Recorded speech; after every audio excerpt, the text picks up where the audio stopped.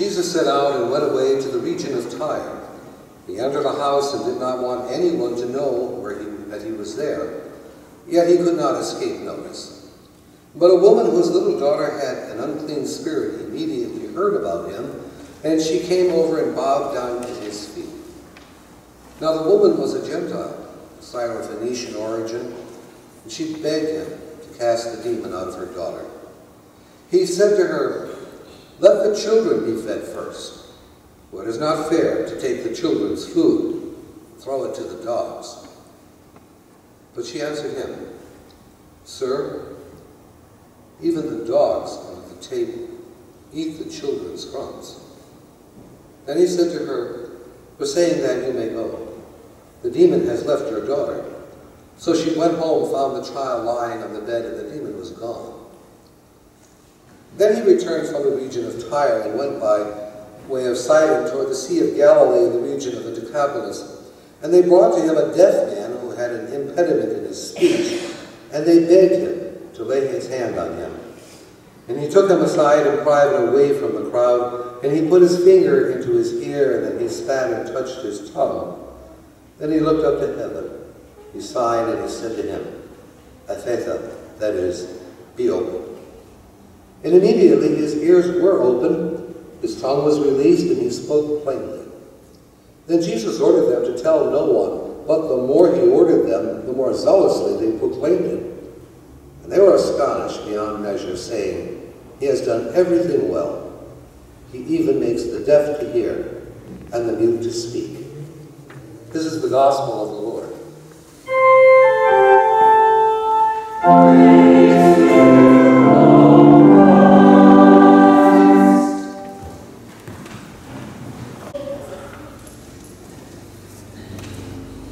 Every third year, these particular readings come around, and they are things that I think most pastors kind of look at and they ponder, most especially we who are Lutherans, because we have in front of us the dreaded epistle of James. And if you are brought up in the strict Lutheran tradition, you'll remember Luther looked at this and called it an epistle of straw, because it seemed to contradict what he was trying to put across. We know as Lutherans that old statement that we are justified by grace apart from works of the law. Okay? But look at what James does at the end. If a brother or sister is naked and lacks daily food, and one of you says to them, "Go in peace, keep warm, eat your fill," and yet you do not supply their bodily needs, what is that good? So faith by itself, and it has no works, is dead. Okay. So ends the story on his dying bed, who proclaimed he never did a good work in his life, so he's going to heaven. It is often said that what James was doing was an antidote to Paul's famous statement out of Romans that we are justified by faith apart from works, as to let people know that that faith that they have is something that should be alive. As a matter of fact, in his writings, he called it almost like a pot of bubbling soup on a stove. That type of faith, it's always in action. It kind of roils, it steams, it brings forth things. And so when somebody said, "Well, what about faith that doesn't do that?" they simply said, "Well, you have to think about that, because that is kind of a fake faith, because a faith is alive in and of itself." And I wanted to take that text because it really isn't so much a contradiction, but it keeps us in balance. And that balance simply says that we can't do anything to get God to love us. It is what he does by virtue of what Jesus has done on the cross. And the only thing left for us to do is to live in that great mystery of being loved, even when we're not even worthy of being loved. And so we come to the gospel this morning, and what on earth is Jesus doing out on the coast in the city of Tyre? Why is he there? He's out of his milieu. He belongs in Galilee, but somehow he gets out there, and he comes across a Gentile, a Syro-Phoenician origin. And I'm sure Mark put that in there for a wonderful reason, because we don't like the Syrians very well back then. They're the ones that took us off to Babylon and kept us in captivity. The Phoenicians who raided the shores with their boats. And this woman is an heir to all of that memory. And believe me, Israel doesn't forget who its enemies were, even though centuries go by. And so it is, this woman comes forth, and she begs him, take a demon out of her daughter. And here comes the part that is confounding, because it kind of flies in the face of our concept of the sweet Jesus, the good shepherd, the one who holds us sweetly in his arms. Little picture that somebody gave me of Jesus holding the lamb. It was the first time I ever saw a picture of a smiling lamb. The lamb was actually smiling at Jesus. Oh, this is really great, says the lamb. Not so here. He looks at her and he says, let the children be fed first, for it is not fair to take the children's food and throw it to the dogs. Wow. But then, she says, sir, even the dogs under the table eat the children's crumbs. And then he said to her, for saying that, you may go. The demon has left your daughter. So she went home. She found the child lying on the bed. The demon was gone. And then he returns around the Sea of Galilee, the region of Decapolis, and there's a deaf man, deaf with a speech impediment that surely you would have had you never heard words, trying desperately to make sense out of what he's saying. And notice that Jesus takes him aside in private. Notice in the beginning of the text, he goes into a house because he didn't want anybody to know he was there. Now he takes this man off in private. And after he cures him, he asks him, don't tell anybody about this. But of course they did, even more zealously. It's as if Jesus is trying to hide some way the fact that he really wasn't there as the big-time miracle worker. But behind what he had to say was the message that was clearly so important to be given away to the world. The miracles were kind of the prelude to show that the power was there, but it was the power of the freedom of his word and what he would do and allow himself in crucifixion and resurrection to do for the world. And it is almost like a cyclical thing if you look at it. Here, the Jesus does what is called to do, even to a pagan woman who begs because she loves her daughter.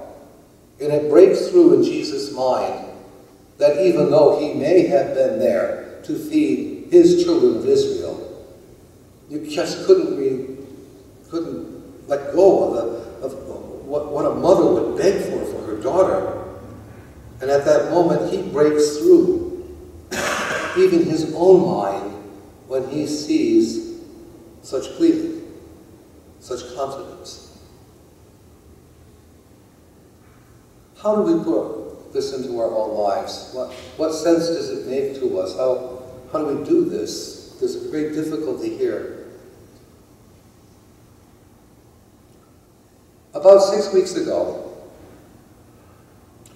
because we have discovered the joy of buying gas at Kroger in Marcoux, and if you save up your shekels, you can drive into Marcoux every now and then. They'll have 50 cents off gas on the Sunday paper, and if you've been there a few times, you can get up to 70 cents off. And so it was, I went to Kroger, I had 40 cents off, and I tend to drive the car until it's practically bone dry because I love a bargain.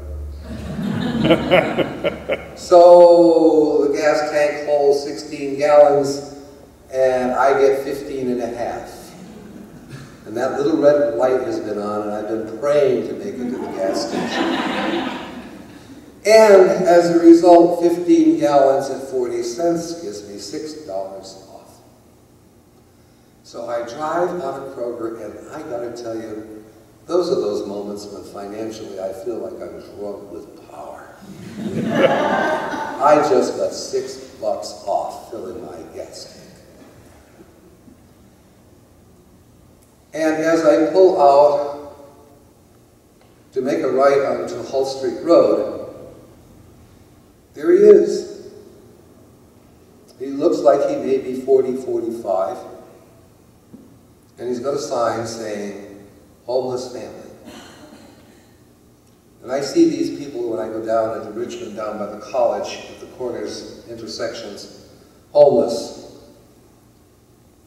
And you can't help but wonder, why are you homeless? And if they're extra thin, you can kind of justify in your mind that they might be thin because they're using drugs. But this guy tried to look clean. And he said, family. Not me, family. And you're caught in that terrible juxtaposition, you see, because there's cars behind you. And you know the light is going to change, and no matter how fast you can go, no matter what you can do to get your wallet, soon you're going to have to go, and you're going to cause all kinds of commotion. And so you go through the intersection, you see, and at least with my wonderful $6 savings, and I'm thinking to myself, do you throw the crumbs or don't you? I don't think he probably was asking for a miracle. I think he probably would have been satisfied with crumbs. I don't know what I had planned to do with my $6 that I had saved at Kroger's, but it wasn't all that much, I'm sure. Now, as I went home and I thought about all of this, I thought to myself, well, what do you think, Fred, theologically about what just happened to you?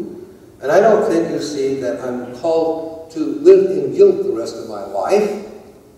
Actually, what I probably had was a moment suspended in time where a text became real into my own life out of 2,000 years, spanning and flying across the years, and said, maybe you want to look at the text differently in terms of what you experienced.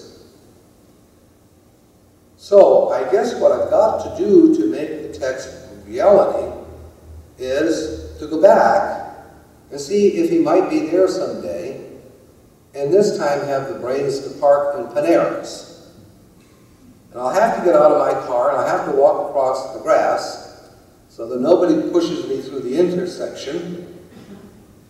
And I will not have won acolytes from God. I will simply have been living out a justice that God asked me to live in. And he doesn't ask me to do it in a rationally big, huge, expensive way. There are times, you see, when God only asks us, in the freedom that he gives us as forgiven people, if you've got crumbs, at least give that away. And if you don't understand what that means, I would refer you, says the God of all creation, to Mark 7, 24 through 37. You see, because sometimes all the world really needs at any given time are the crumbs. And when they take them, they find that it is a feast indeed. It is a gift from God, from the people of God, who have decided that they too are under the table, unworthily eating the crumbs that God so graciously gives them out of his absolute goodness, whether they deserve it or not. Our God is a good God.